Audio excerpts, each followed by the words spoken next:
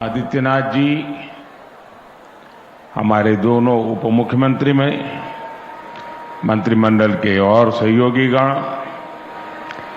मथुरा की सांसद बहन हेमा मालिनी जी और मेरे प्यारे ब्रजवासियों,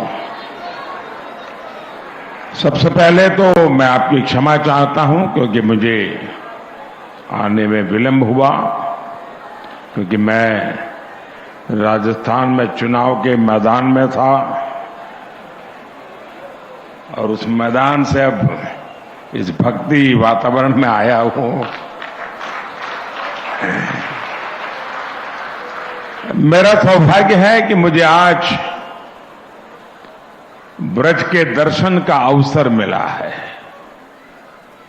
ब्रजवासियों के दर्शन का अवसर मिला है, क्योंकि यहां वही आता है जहां श्री कृष्ण और श्री जी बुलाते हैं। ये कोई साधारण धरती नहीं है, ये ब्रज तो हमारे श्यामा श्यामजू का अपना धाम है। ब्रज लालजी और लाडली जी के प्रेम का साक्षात अवतार है। ये ब्रज ही है जिसकी रज भी पूरे संसार में पूजनीय है। ब्रज की रज रज में राधा रानी रमी हुई है, यहां के कण कण में कृष्ण समाये हुए हैं।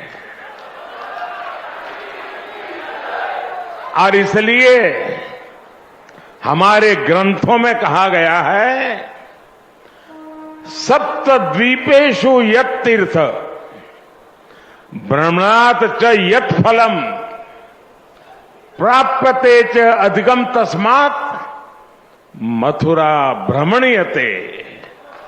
अर्थात विश्व की सभी तीर्थ यात्राओं का जो लाभ होता है, उससे भी ज्यादा लाभ अकेले मथुरा और ब्रज की यात्रा से ही मिल जाता है। आज ब्रज रज महोत्सव और संत मीराबाई जी की 525वीं जन्म जयंती समारोह के जरिए मुझे एक बार फिर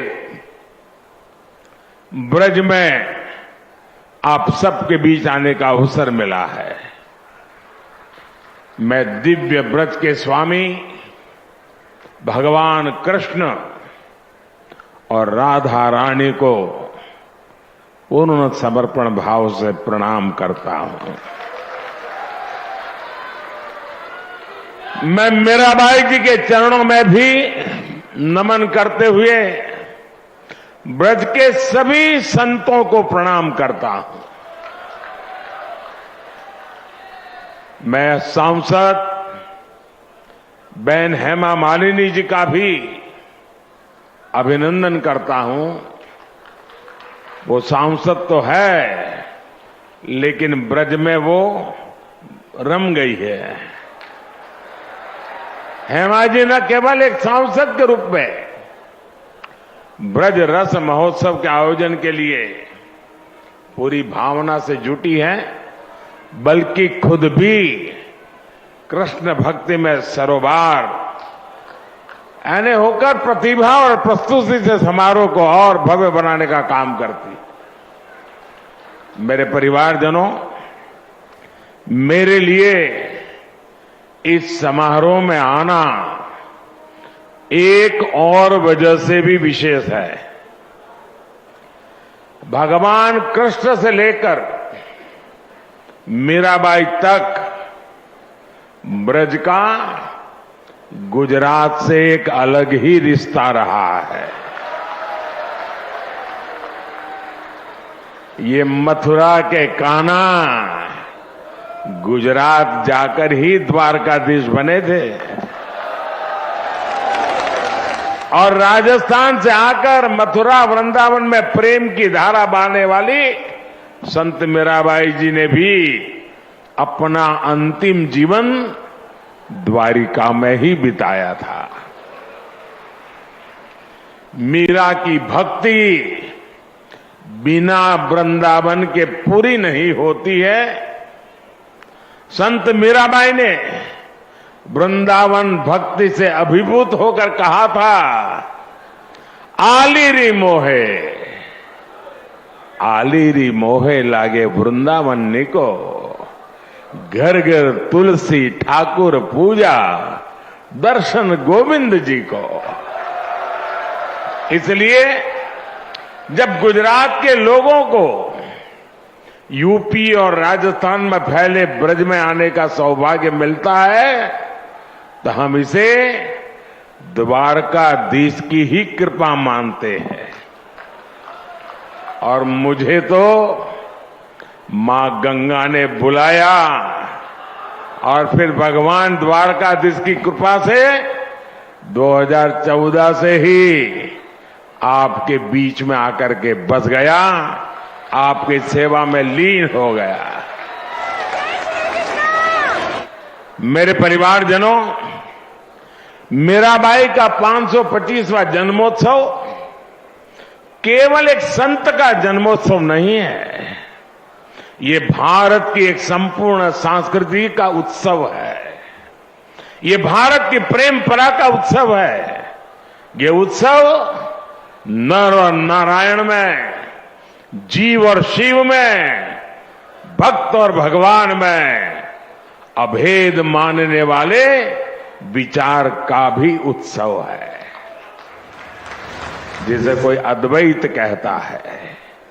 आज इस महोत्सव में अभी मुझे संत मीराबाई के नाम पर स्मारक सिक्का और टिकट जारी करने का सौभाग्य प्राप्त हुआ है।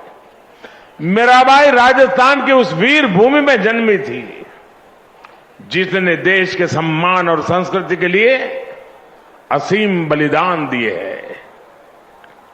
84 कोस का ये ब्रजमंडल खुद भी यूपी और राजस्थान को जोड़कर बनता है। मीराबाई ने भक्ति और अध्यात्म की अमृत धारा बहाकर भारत की चेतना को सिंचा था।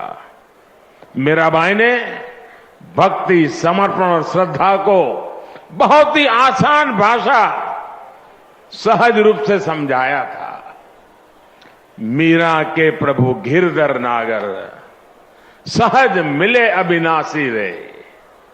उनकी श्रद्धा में आयोजित ये कार्यक्रम हमें भारत की भक्ति के साथ साथ भारत के शौर्य और बलिदान की भी याद दिलाता है। मीराबाई के परिवार ने और राजस्थान ने उस समय अपना सब कुछ झोंक दिया था।